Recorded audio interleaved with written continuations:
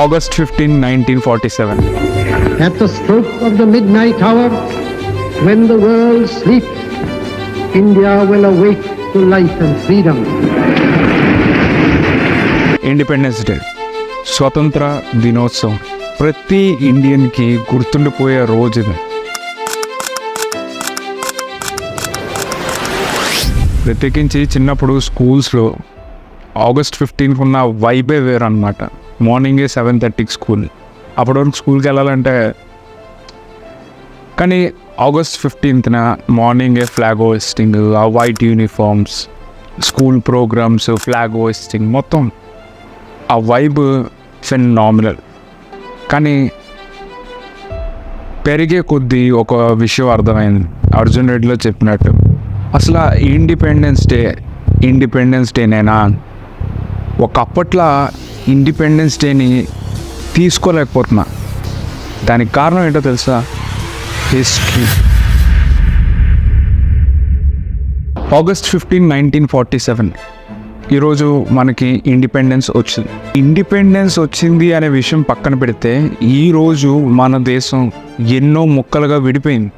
కొన్ని లక్షల మంది ప్రాణాలు కోల్పోయారు. బంగ్లాదేశ్, పాకిస్తాన్, కుకు ఐలాండ్స్, కబో వ్యాలీ, ఇంకా ఎన్నెన్నో ఐలాండ్స్ కోల్పోయాం. కొన్ని లక్షల మంది ప్రాణాలు కోల్పోయారు ఈరోజు. Most people wanted independence, but what came after that was tragic. Some 17 million people were displaced, and an estimated 1 million were killed.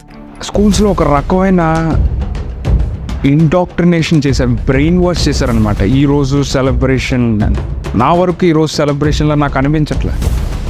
ఎందుకు అనేది ఈ వీడియో చివరి వరకు చూడండి, మీకే అర్థమవుతుంది. నార్త్ కొరియాలో వాళ్ళ జనాల్ని బ్రెయిన్ వాష్ చేసేవారు అనే విషయం పక్కన పెడితే, మనం బ్రెయిన్ వాష్ అయ్యామని నేను అంటాను. ఎందుకు అంటే, ఈరోజు సెలబ్రేషన్ కన్నా పోగొట్టుకునే విషయాలు చాలా ఎక్కువ ఉన్నాయి. మన ఫ్రీడమ్ ఫైటర్స్ వాళ్ళ ప్రాణాలు త్యాగం చేసింది ఇలా ముక్కలు అయిపోయిన భారతదేశం గురించి కాదు. ఫర్ సపోజ్ ఇప్పుడు నార్త్ ఇండియా, సౌత్ ఇండియా ఉంది, సడన్గా రెండు విడిపోతున్నాయి అనే విషయం తెలిస్తే ఆ థాట్ ఎంత ఘోరంగా ఉంది. సింపుల్గా వాళ్ళకు కూడా అదే అనిపించింది. ఈరోజు వచ్చిందేం లేదు, పోయిందే ఎక్కువ ఉంది. June 3, 1947 మౌంట్ బ్యాటన్ అఫీషియల్గా పార్టీషన్ని అనౌన్స్ చేశారు. దాని తర్వాత విపరీతమైన రిలీజియస్ రైట్స్ జరిగింది. The exodus of people triggered unprecedented violence, with mobs killing an estimated 1 million people and raping and abducting up to 100,000 women. What was supposed to be a celebration of independence from British rule turned into a bloody and brutal chapter in the history of the two countries. ఎవడు ఏ టైంకి వస్తాడో తెలియదు, ఏ time చంపేస్తాడో తెలియదు, ఏ గుంపు వస్తుందో తెలియదు, ఏ గుంపు వచ్చి దాడి చేస్తుందో తెలియదు. ఇంట్లో పెట్టి బంధించి సజీవ దహనం చేసిన ఎగ్జాంపుల్స్ ఎన్నో ఉన్నాయి. हमारे रिश्तेदार भी इधर उधर से सारे एक जगह इकट्ठे हो गए थे, जैसे एक ही जगह रहेंगे. उसके बाद खिड़की के नौक, अब सारे डर के मारे सहम गए. मेरी वालदा को, मेरी माँ को मेरे सामने तलवार मार के गर्दन के सजा की. मेरी आंखों के सामने, मैंने आंखों के सामने देखा. ते सब तो पहला आपने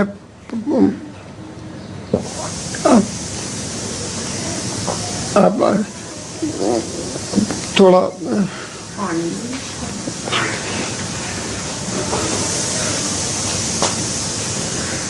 आवाज मारी. सब तो पहला अपनी बेटी नो, मान बेटा आ जा. फिर मेरे भाई को, मेरे ब्रदर को, उसको भी ऐसे काट के फेंका. अभी भी मैं याद करती हूँ, मेरी रूह कांप जाती है. మీకు ఒక ఎటకారం ఏంటో తెలుసా? ఆగస్ట్ 15, 1947 ట్రాన్స్ఫర్ ఆఫ్ పవర్ జరిగింది. దాని తర్వాత 2 రోజుల తర్వాత బౌండరీస్, దేశాల మధ్య బౌండరీస్ డిస్క్లోజ్ చేశారు, బహిర్గతం చేశారు 2 రోజుల తర్వాత. అంటే నువ్వు ఏ దేశంలో ఉన్నావో నీకే తెలియదు.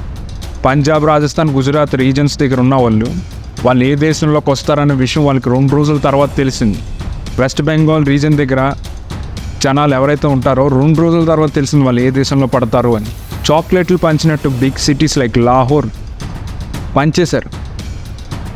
బోనస్ ఫ్యాక్ట్ ఏంటో తెలుసా?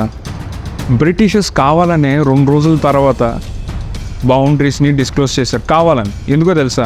వాళ్ళకి ఆ మార్క్ అంటుకోకూడదు కాబట్టి. వాళ్ళకి తెలిసి రిలీజియస్ రైట్స్ జరుగుతాయి, ఒకరినొకరు కొట్టుకొని చంపుకుంటారు. కావాలనే 2 రోజుల తర్వాత డిస్క్లోజ్ చేసి వాళ్ళ పనులన్నీ అయిపోయాక, వాళ్ళు ట్రాన్స్ఫర్ ఆఫ్ పవర్ చేశాక, వాళ్ళు ఇక్కడి నుంచి వెళ్ళిపోయాక బౌండరీస్ డిస్క్లోజ్ చేయడం జరిగింది. వాళ్ళు అనుకున్నట్టుగానే కిరాతకంగా ఒకళ్ళొకళ్ళు చంపుకొని చనిపోయారు. కన్జర్వేటివ్ ఎస్టిమేట్స్ ప్రకారం 2 lakhs నుంచి 20 lakhs మధ్యలో జనాలు చనిపోయారు పార్టీషన్ కారణంగా. ఈ క్వశ్చన్ మీకు ఎప్పుడైనా అనిపించిందా? నాకు కొన్ని డౌట్స్ ఉన్నాయి. ఫర్ ఎగ్జాంపుల్ మీకు ఒక విషయం చెప్తాను వినండి. ఫస్ట్ ఆఫ్ ఆల్, మీ ఇంట్లో దొంగలు పడితే మీరు ఏం చేస్తారు? వాడికి 4 తగిలించాలి, లేకపోతే పోలీస్ స్టేషన్లో అప్పగిస్తారు, అంతే కదా? లేదా ఎవరైనా మీ సైట్ కబ్జా చేస్తే న్యాయంగా పోరాడతారా? వాళ్ళు కాళ్ళు చేతులు పట్టుకొని బాబు అని బతిమాలతారా? ఒకవేళ మీరు బతిమాలితే ఖచ్చితంగా వాడి స్వార్థం లేకుండా మీకు సైట్ అయితే వెనక్కి ఇచ్చాడు కదా. అంత కష్టపడి కబ్జా చేసినోడు మీకు ఎందుకు ఇచ్చేస్తాడు సైట్ వెనక్కి తిరిగి అడగగానే ఇచ్చేయడానికి? ఖచ్చితంగా వాడి ఇంట్రెస్ట్, వాడి స్వార్థం అయితే అందులో ఉంటుంది. వాడికి కావాల్సిన కమిషన్ తీసుకొని నీకు సైట్ ఇచ్చేస్తాడు. ఎగ్జాక్ట్లీ నేను చెప్పాల్సింది ఏంటి అంటే, అడిగి తీసుకునేది స్వతంత్రం అవ్వదు, సొంతంగా సంపాదించుకోవాలి, కొన్నిసార్లు లాక్కోవాలి. కాళ్ళు చేతులు పట్టుకొని బతిమాలితే స్వతంత్రం ఇవ్వరు కదా, వాళ్ళ పట్టు ఇంకా గట్టిగా అవుతుంది. August 15, 1947 ఈరోజు మన అందరికీ ఇండిపెండెన్స్ వచ్చింది. స్కూల్స్లలో చెప్పారు కదా. కాకపోతే ఇండియా August 15, 1947 రోజు ట్రాన్స్ఫర్ ఆఫ్ పవర్ జరిగింది. ఇండిపెండెన్స్ ఇచ్చారో లేదో పక్కన పెడితే ఆ రోజు మనకు వచ్చింది డొమినియన్ స్టేటస్. డొమినియన్ స్టేటస్ అంటే సింపుల్గా సామంత రాజ్యం అన్నమాట. బ్రిటిష్ క్రౌన్ కింద మన ఇండియా వాళ్ళకి సామంత రాజ్యం టైప్ అనమాట. మన ఇండియాకి head of the state British Raju George the 6th. Pradesh Congress కమిటీలో 12కి 15 ఓట్లు వచ్చిన సర్దార్ వల్లభాయ్ పటేల్ మన ఇండియాకి ఫస్ట్ ప్రైమ్ మినిస్టర్ అవ్వే ఛాన్స్ ఉంది, కానీ ఆయన అవ్వలే. కానీ 0 ఓట్స్ వచ్చిన నెహ్రూ గారు మనకి ఫస్ట్ ప్రైమ్ మినిస్టర్ అయ్యారనమాట. దీని వెనకాల ఉన్న చెయ్య మీ అందరికీ తెలుసు, నేను చెప్పాల్సిన అవసరం లేదు. ఒకవేళ తెలియకపోతే ఆ వెనకాల ఉన్న చెయ్య మహాత్మా గాంధీ గారు. ఇండియా ఇండిపెండెంట్ డెమోక్రటిక్ దేశానికి first elected democratic prime minister మన నెహ్రూ గారు. సింపుల్, గాంధీ గారి డెమోక్రసీ అనమాట, అది అలాగే వర్క్ అవుతుంది. సర్దార్ వల్లభాయ్ పటేల్ గారికి 71 years ఉన్నాయి, కానీ ఆయనకి ఛాన్స్ ఇవ్వలేదు. ఆయనకి అదే లాస్ట్ ఛాన్స్ అవ్వచ్చు. 56 years ఉన్న నెహ్రూ గారికి ఛాన్స్ వచ్చింది ప్రైమ్ మినిస్టర్ అయ్యే ఛాన్స్, అది కూడా 0 ఓట్స్తో డెమోక్రటిక్ కంట్రీలో.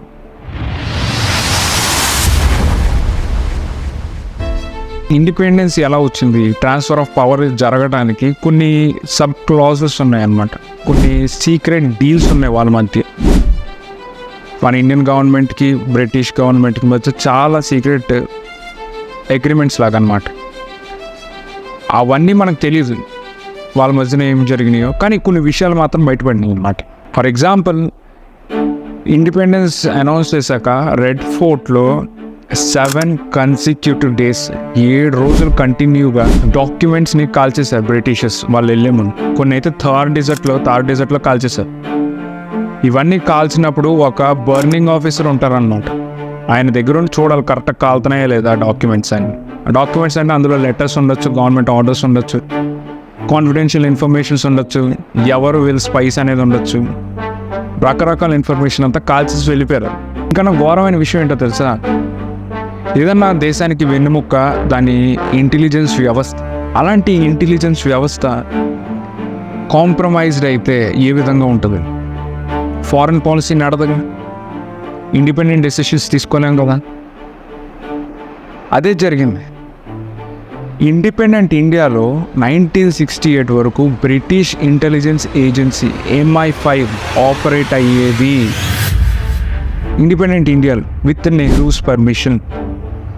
మీకు విషయం తెలుసా? స్కూల్స్లో చెప్తారా? ఇండిపెండెన్స్ డే వచ్చింది, ఆ రోజుతో ఇండిపెండెంట్ అయిపోయాం మనం పూర్తిగా. కానీ లేదే రియాలిటీ. MI5 ఇంటెలిజెన్స్ ఏజెన్సీ బ్రిటిష్కి వాళ్ళు ఇక్కడ ఆపరేట్ చేసేవారు. న్యూఢిల్లీలో వాళ్ళకి ఇండిపెండెంట్ ఆఫీస్ ఉండేది, మన దేశంలో ఉన్న IB. దీన్ని బట్టి మీకు అర్థమవుతుందా? ఇంటర్నల్ అఫైర్స్ అంటే లైక్ మన elections, state elections, central elections, budget allocations మొత్తం అన్నీ కాంప్రమైజ్ అయిపోయినట్టే. ప్రతిదీ ప్రతిదీ వాళ్ళకి తెలిసే జరుగుతుంది. సింపుల్గా అర్థం చేసుకోవచ్చు. మన ఇంటర్నల్ అఫైర్స్ వాళ్ళు ఖచ్చితంగా చేపెడతారు. ఇంటెలిజెన్స్ వ్యవస్థ వాళ్ళ చేతిలో ఉంటే మన ఇంటర్నల్ అఫైర్స్లో ఎందుకు చేపెట్టకుండా ఉంటారు వాళ్ళు? సింపుల్ లాజిక్ కదా. సింపుల్ కామన్ సెన్స్తో ఆలోచించండి మీరు ఒక్కసారి. ఇప్పుడు Hitler, Mao, Pol Pot, Stalin, Lenin వీళ్ళందరి గురించి మనకు తెలుసుకుని లక్షల మందిని చంపేశారు. ఏంటి ఇప్పుడు లక్షల మందిని చంపేశారు. కానీ వీళ్ళకన్నా కిరాతకులు ఒకరు ఉన్నారు. వాళ్ళు ఎవరో తెలుసా? Simple, British empire. వాళ్ళు ప్రపంచం అంతటా కొన్ని కోట్ల మందిని చంపేశారు. భారతదేశం ఒక్కటే, అందులో భారతదేశంలో 1,50,00,000 మందిని చంపేశారు. British prime minister Winston Churchill ఒక్కడే బెంగాల్లో 3,30,00,000 మంది చావులకు కారణమయ్యాడు ఆయన. కానీ విన్స్టన్ చర్చిల్ గురించి చెప్పరు. హిట్లర్ గురించి చెప్తారు. హిట్లర్ చాలా క్రూయల్, హిట్లర్ ఎంతమందిని చంపేశాడు. ఎప్పుడైనా మీరు విన్స్టన్ చర్చిల్ గురించి విన్నారా? మరి ఇద్దరు ఒకటే కదా, ఇద్దరిలో తేడా ఏం లేదు. ఎందుకంటే వాళ్ళిద్దరి వల్ల కొన్ని లక్షల మంది చనిపోయారు. దానికి అకౌంటబుల్ ఎవరు? ఇండియా ఇండిపెండెంట్ అయింది కదా. మరి విన్స్టన్ చర్చిల్ తీసుకొచ్చి మన ఇండియాలో కోర్టుల ముందు నిలబెట్టిందా? బాగా ఎక్కువ ఎక్స్పెక్ట్ చేస్తున్నావు నువ్వు. బ్రిటిష్ ప్రైమ్ మినిస్టర్ని మనం ఎలా నిలబెడతాం?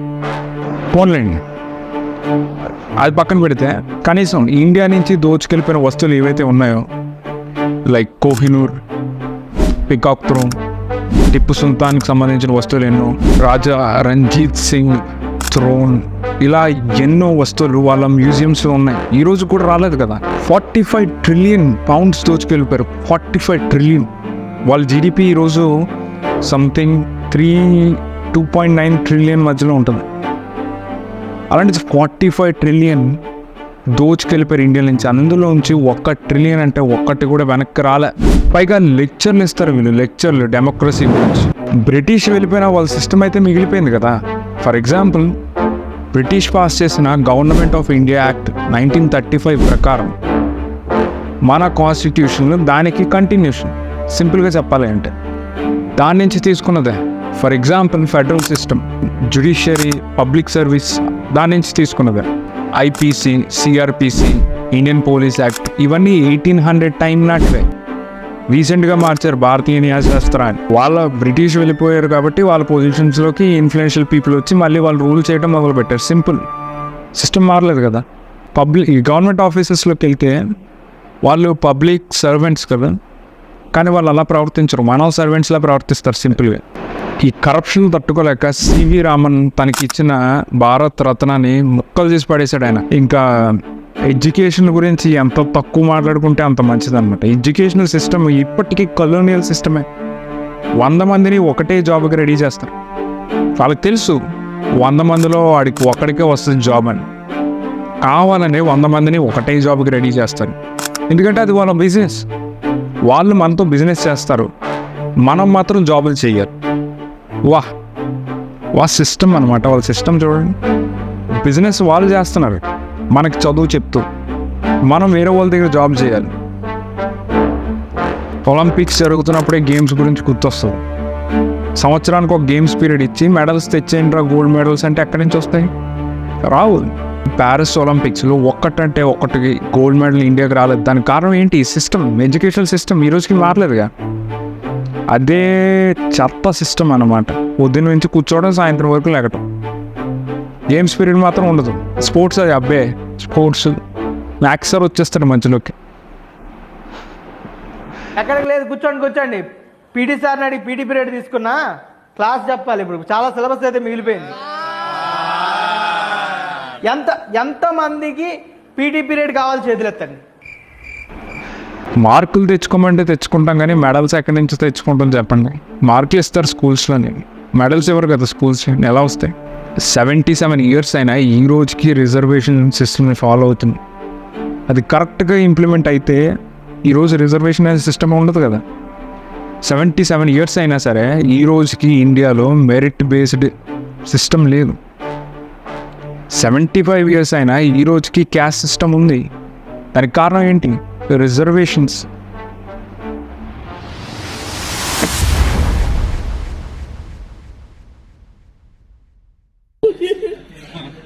బాబు